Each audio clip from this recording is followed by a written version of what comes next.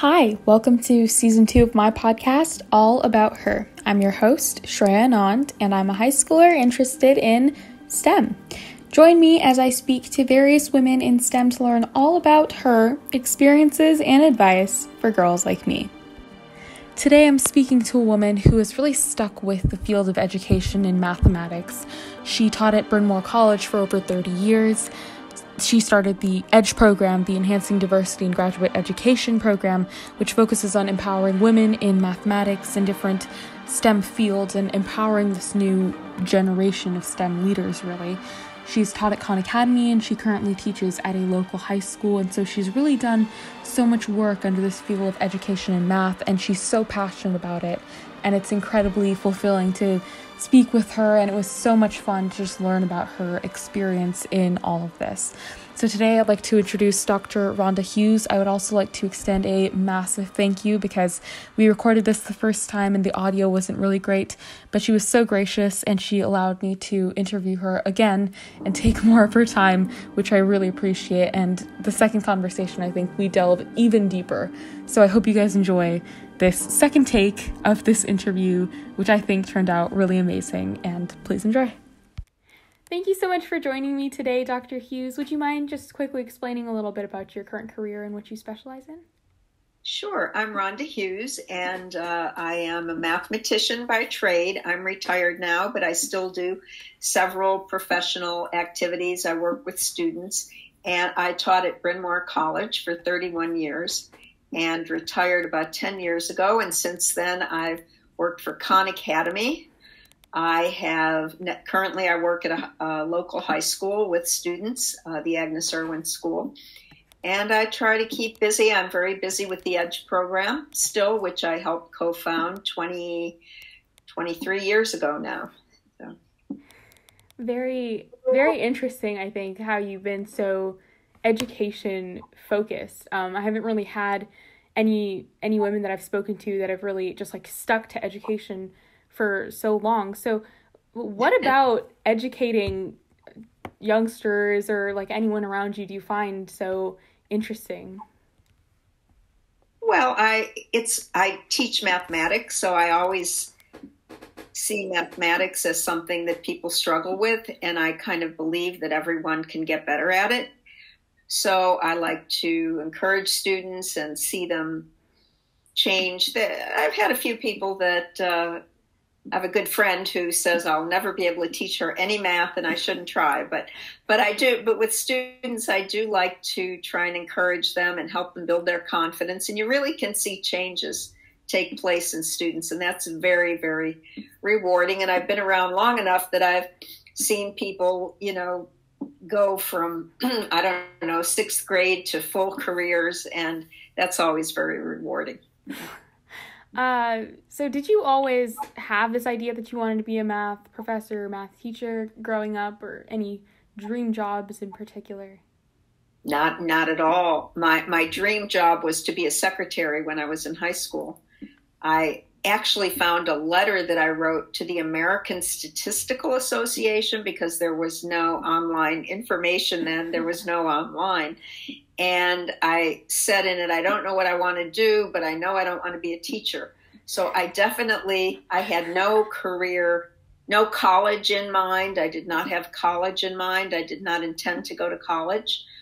I thought I would be a secretary, and I was taking secretarial courses in high school, but I was not doing well. So I switched into physics and chemistry because I was worried that my grades would go down if I stayed with the secretarial stuff. So then just kind of on a fluke, I applied to one college where some friends were applying and got accepted. The tuition was $200 a semester, and I got a full scholarship, and I went. But it was not a plan. I did not know what a mathematician was. I did not know what a professor was. I was the first person in my family to go to college. So no, I had no idea about any of that when I started. Yeah, so like you said, you didn't know what a mathematician was, what constituted being a mathematician. And you've been in this educating industry for quite a bit of time. So has that idea of being a mathematician changed over that time, and in what ways do you think? Well, I think mathematicians have so many opportunities now for jobs that I would never have dreamed of. But you can, with a degree in math, you can do so many things. I mean, you can work in medicine, in telecommunications, data science. There are just so many things that didn't even exist then. And so that is really very different. I mean, when I was a student, the choices were, when you studied pure math, even applied math was not very, it was there, but not done by as many people as pure math was. So it was really very different. But now I feel it's just much more exciting than it was then, because there's so many, when somebody says, what do you use math for? I'm like, touch anything around you, and it's based on mathematics. So yeah, it's there's just so much more to it now than there was. Maybe it was all there, but I certainly didn't know about it then. No. Do you think that I know that there are a lot of, I guess, misconceptions surrounding being a mathematician, that it's just purely solving equations and things like that. Do you have anything to say to that, I guess? Well, I know so many applied mathematicians, and they do so many interesting things. A mutual friend of ours, Amy Rodensky, I heard her give a talk, and I thought, Amy may be curing cancer. I mean, it's really just so interesting to see people model different kinds of diseases, different kinds of protocols for treatment. So all of that is just, very different. And I think that when students hear about those things, they're sometimes intrigued because, right, they can't imagine what a pure mathematician does. That's much harder to explain. But to me, the idea that there are so many applications now, and many of which you can describe to students, and that makes it much more appealing, I think. Yeah, I think that when I was a student, there was a big decline for a while in the number of people pursuing math degrees, but I think that's much better now. We weren't very good advertisers for our field, I don't think, but I think that's much, much better now. So we just have to get the word out that there are so many things you can do with mathematics that are exciting. So when you started, you mentioned that it was kind of by fluke that you ended up even pursuing mathematics in the first place. Did you, all of a sudden, just realize while you were doing it, oh, I really enjoy this? Or, did it take you a while to appreciate it? Or? I mean, I really think it was the time that I was in college. It was sort of a lot of unrest in the country and a lot of student protests, and young people tended to stay in school longer rather than go get jobs in business or finance. That was sort of, I'm sure many people did, and they're probably quite well off because of it today. But when you were in school, it was kind of like, just stay in school. That's it. I mean, there was the Vietnam War raging, and people stayed in school for a variety of reasons. I was not worried about getting drafted, but just kind of, if you were a math major, you kind of thought about, staying. No one talked to you about jobs you could get after college. And so I had one teacher who encouraged me to go to grad school. And so I just tried to go to grad school, but I still didn't have a clear picture of, what I wanted from that. I just sort of followed. I did not have ever a 5-year plan or a 2-year plan. Once I started grad school, I thought, okay, there are, many steps to this set of exams, then this set of exams. And so I just thought of it in terms of ticking those off one after the other. But, I never thought as an undergrad, I want to be a mathematician.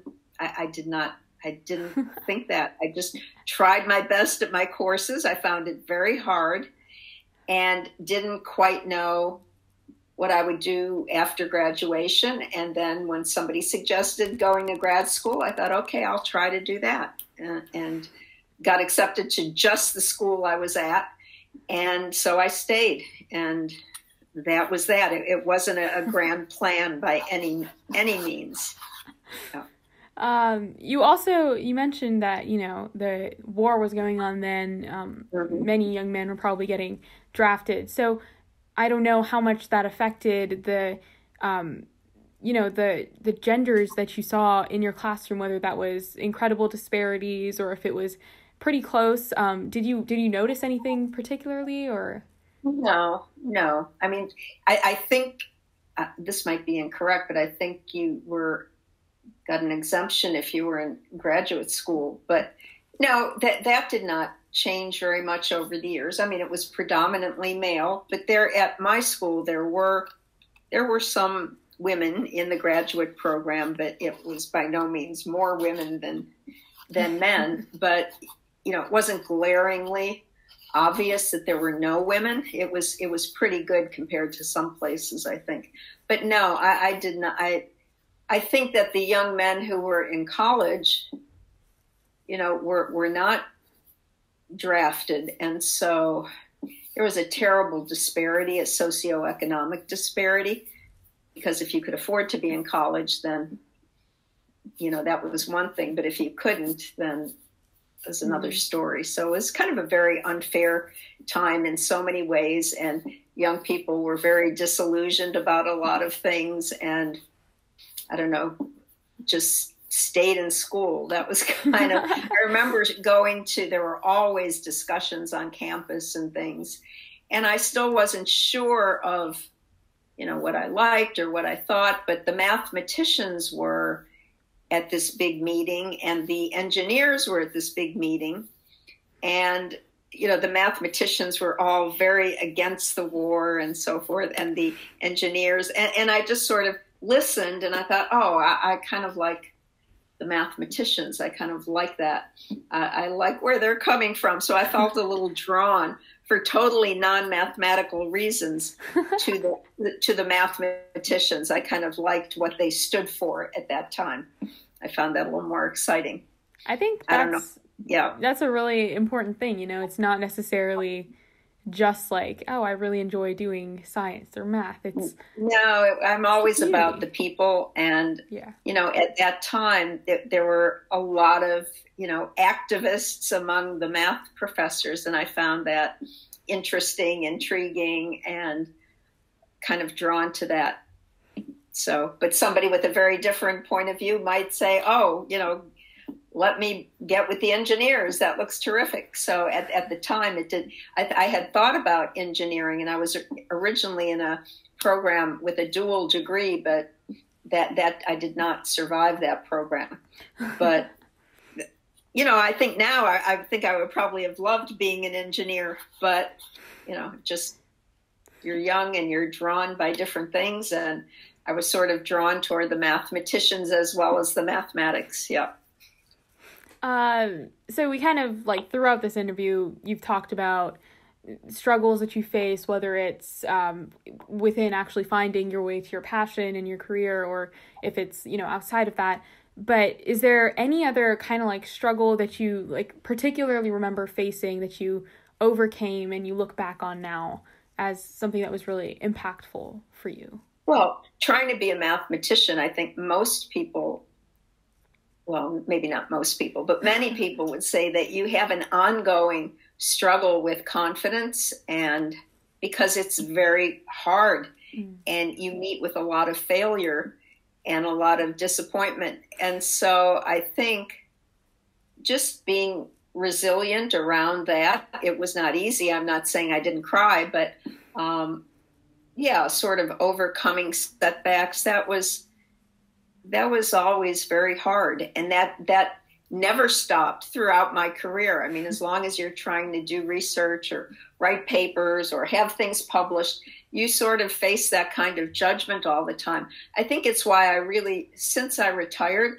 I find, I shouldn't admit this, but I enjoy mathematics much more because it has, for me, none of those things associated with it. It's just for pleasure and for fun. And I spend a lot of time thinking about math, and it just gives me great pleasure now. But it was always a source of struggle and conflict. That is definitely true. I mean, I enjoyed it and I love doing it and thinking about it, but it was not without pain. Not without pain.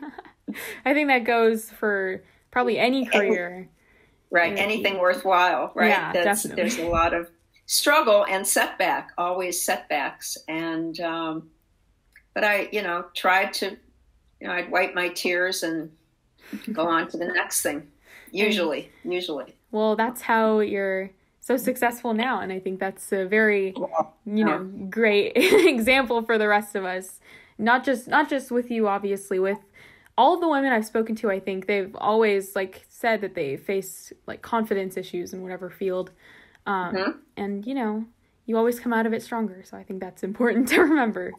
Well, that's why I've sort of taken very seriously, teaching at a women's college, just thinking about always boosting people's self-esteem around math, that it's just very easy to feel bad about it. And so I'm very non-judgmental, I hope, about math and student performance. It's sort of never too late to redeem yourself. So I try to take that into or at least I did take that into my teaching, because it can be brutal.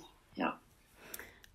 So one last kind of, if you want to comment on this, just any advice for girls that want to pursue mathematics, or really anyone that sees themselves doing that in the future at some point?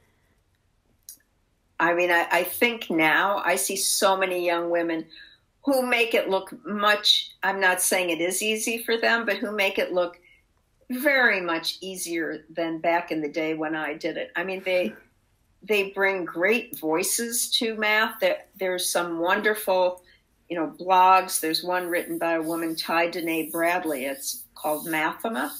It's just utterly beautiful, the way she presents things in kind of a new voice. And I'm just full of admiration for that. And she's just sort of doing mathematics and describing mathematics her way. And she gets people would say, oh, there's not two different ways to describe mathematics. Men and women don't approach it differently. But I believe that, there are a number of women right now that I find are just stunningly good expositors. And so I think, go for it. I mean, the more voices we have, the different voices we have, it'll just make it that much better, because everything I learned in mathematics, I learned from a book written by a man. And there was nothing wrong with that. Some of those books were wonderful, but I just see, very visual, very sort of, I don't know how to describe it, but it's sort of, the math has a personality. And so I think everybody, wants to like something, can bring their own unique voice to it, and not just fit into the way, we all sort of learn to talk about math and do math the way we saw it done. But I really see some new voices emerging. So I'm excited by that.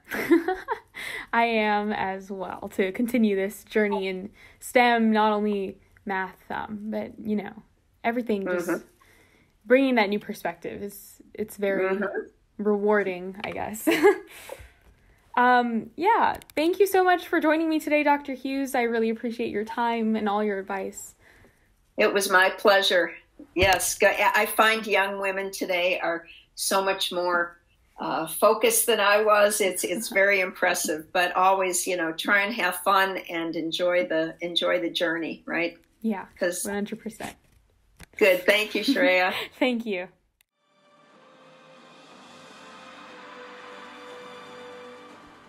I hope you guys enjoyed today's interview with Dr. Hughes, and if you did, trust me, I enjoyed it even more because I got to do it twice, and believe it or not, with the same set of questions, I learned something new from both interviews. So she's such an amazing person, and I'm so glad I got to speak with her. And I also have another exciting announcement to make. I am launching my website for my podcast in the next couple of days after this interview goes live.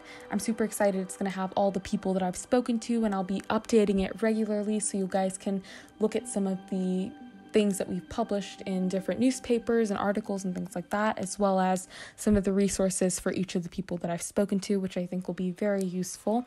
In addition to that, my posting schedule for the rest of the summer will be every 2 weeks, just because I have a lot of new interviews coming and I want to be able to bring in things like Wholesome Wednesday again, which I really miss, and I think that having it every 2 weeks will make that a little bit more feasible.